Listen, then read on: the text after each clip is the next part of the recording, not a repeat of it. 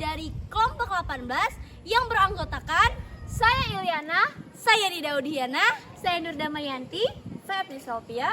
Kami di sini akan memaparkan materi tentang negara hukum dan HAM.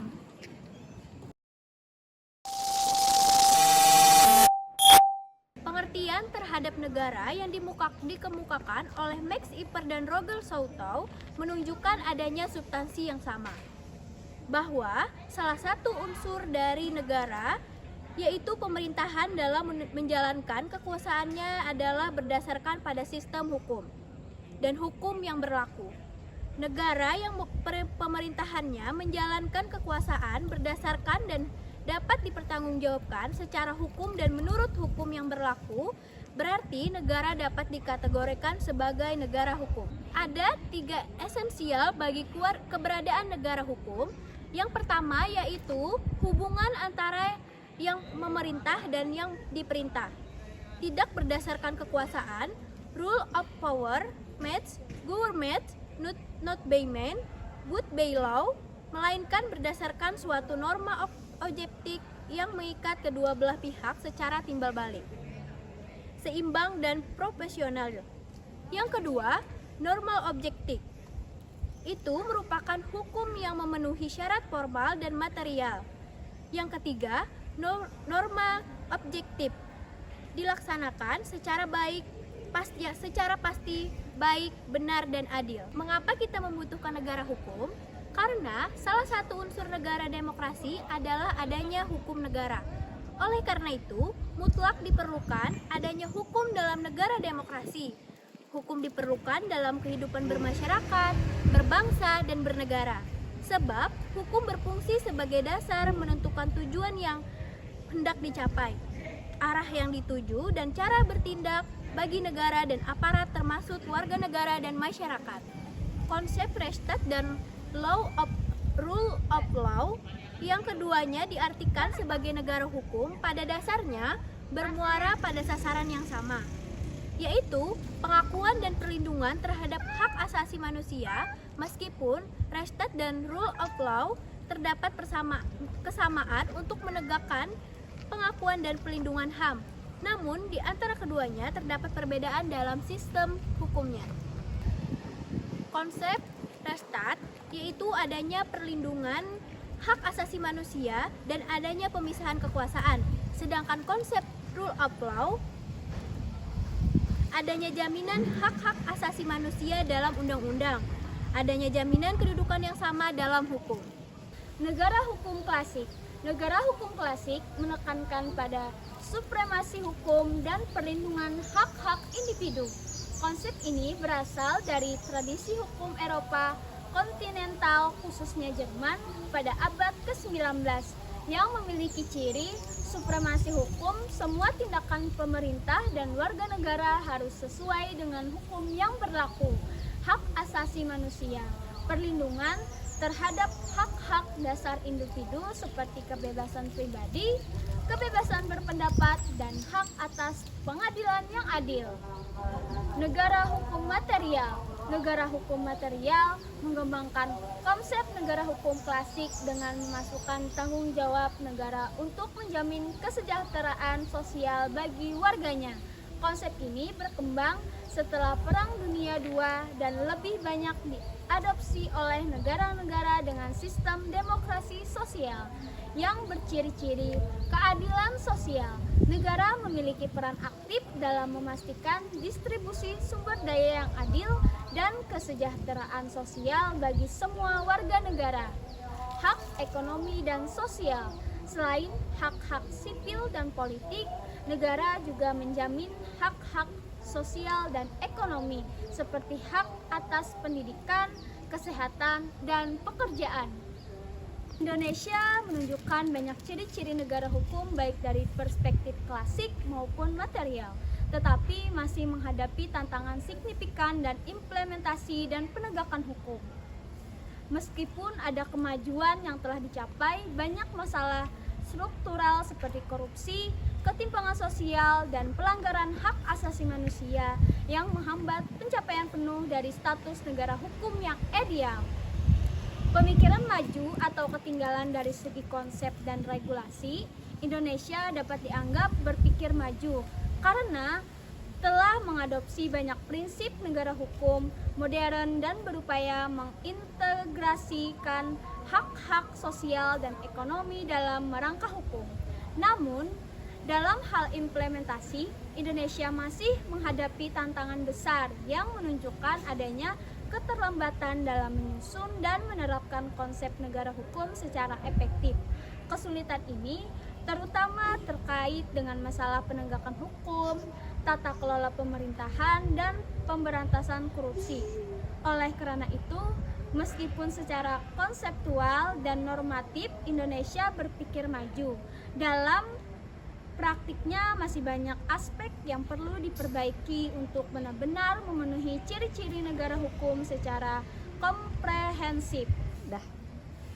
Di Indonesia, beberapa lembaga memiliki peran penting dalam menunjukkan dan menegakkan bahwa negara ini adalah negara hukum, yaitu Mahkamah Konstitusi, Mahkamah Agung, Komisi Pemberantasan Korupsi, Komisi Yudisial, Ombudsman Republik Indonesia, Komisi Nasional Hak Asasi Manusia, Badan Pemeriksa Keuangan, Kejaksaan Republik Indonesia, Kepolisian Negara Republik Indonesia, Dewan Perwakilan Rakyat, dan yang terakhir adalah Presiden dan Wakil Presiden. Penegakan hukum di Indonesia menghadapi berbagai masalah yang kompleks, yaitu seperti korupsi. Korupsi merajalela di berbagai tingkat pemerintahan dan sektor publik, termasuk lembaga penegak hukum sendiri. Solusinya, penguatan KPK, memperkuat kewenangan dan independensi Komisi Pemberantasan Korupsi dengan perlindungan hukum yang lebih kuat. Pendidikan anti korupsi, implementasi program pendidikan anti korupsi mulai dari sekolah dasar hingga perguruan tinggi. Transparansi dan akuntabilitas, meningkatkan transparansi dalam proses pengadaan barang dan jasa serta pelayanan publik melalui sistem digitalisasi. Yang kedua, independensi peradilan. Pengaruh politik dan ekonomi terhadap proses peradilan seringkali mengurangi independensi hakim dan lembaga peradilan. Solusinya ialah reformasi lembaga peradilan, memperkuat Komisi Yudisial dalam mengawasi perilaku hukum dan memastikan independensi peradilan, seleksi hakim yang ketat, memperketat proses seleksi dan pengangkatan hakim berdasarkan meritokrasi dan integritas, perlindungan hakim, memberikan perlindungan hukum dan fisik bagi hakim agar bebas dari intimidasi dan ancaman.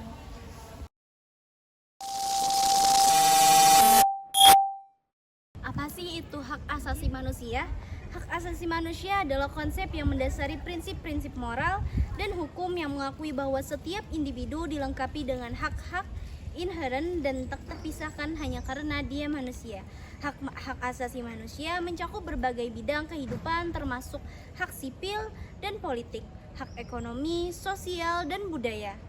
Hak sipil dan politik mencakup hak untuk hidup, kebebasan berbicara, kebebasan beragama, dan hak untuk mendapatkan keadilan yang adil dan berpartisipasi dalam proses politik.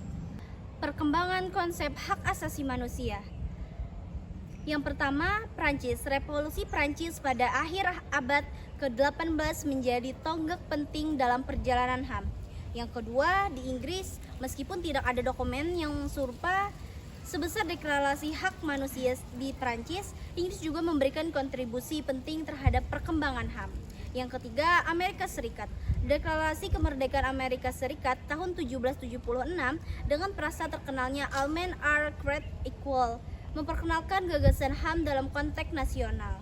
Peristiwa-peristiwa ini bersama dengan pemikiran filosofis dari pemikiran barat seperti John Locke, Jean-Jacques, dan Montesquieu memberikan fondasi bagi perkembangan konsep HAM modern.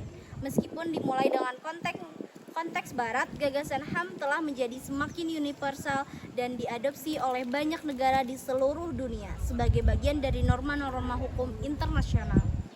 Hak asasi manusia dapat dikelompokkan menjadi 4, yaitu pertama, hak sipil dan politik, mencakup hak hidup, kebebasan dari penyiksaan, kebebasan berpendapat dan berekspresi. Yang kedua, hak ekonomi, sosial, dan budaya, mencakup hak atas pekerjaan, pendidikan, kesehatan, standar hidup yang layak. Yang ketiga, ada hak kolektif atau kelompok, yaitu ada hak penentuan nasib sendiri, hak atas pembangunan, hak minoritas dan hak-hak adat, hak atas pengakuan dan perlindungan kebudayaan. Yang keempat, ada hak lingkungan, mencakup hak atas lingkungan yang sehat, hak terhadap akses air bersih dan sanitasi, hak untuk berpartisipasi dalam pengambilan keputusan lingkungan. Yang terakhir, hak atas informasi lingkungan. Kesimpulannya, pengelompokan HAM ke dalam 4 kategori ini membantu dalam pemahaman berbagai dimensi hak-hak yang perlu dilindungi dan dipromosikan. Dengan pengelompokan ini kita dapat lebih fokus dalam upaya advokasi dan melaksanakan hak-hak asasi manusia di berbagai bidang kehidupan. Hak asasi manusia seringkali dibagi menjadi 4 generasi berdasarkan perkembangan sejarah. Berikut adalah 4 generasi HAM tersebut. Yang pertama ada generasi pertama atau hak sipil dan politik, mencakup hak untuk hidup, kebebasan dan penyiksaan, kebebasan berpendapat dan berekspresi. Yang kedua ada generasi kedua, hak ekonomi, sosial dan budaya seperti hak atas pekerjaan, pendidikan dan kesehatan bahkan standar hidup. Generasi ketiga, hak kolektif atau solidaritas, mencakup penentuan nasib sendiri, pembangunan dan perdamaian.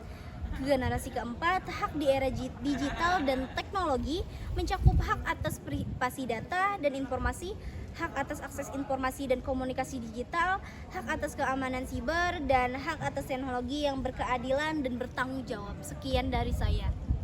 Heuristik tipologi of citizenship yakni terdiri dari 4 konteks secara politik untuk munculnya hak-hak warganegaraan. Yang pertama ada hak-hak warganegaraan diperoleh dalam konteks revolusioner, gabungan tuntunan dari bawah dengan dukungan kuat dari arena publik. Yang kedua ada konteks pluralisme liberal. Yang ketiga ada konteks demokrasi pasif yang mengakui fungsi legitimasi dari institusi-institusi perwakilan. Yang keempat ada konteks otoritarian dari demokrasi. Perkembangan hak asasi manusia di Indonesia telah mengalami berbagai perubahan dan dinamika seiring dengan pergantian pemerintahan. Berikut adalah perkembangan HAM berdasarkan periode pemerintahan.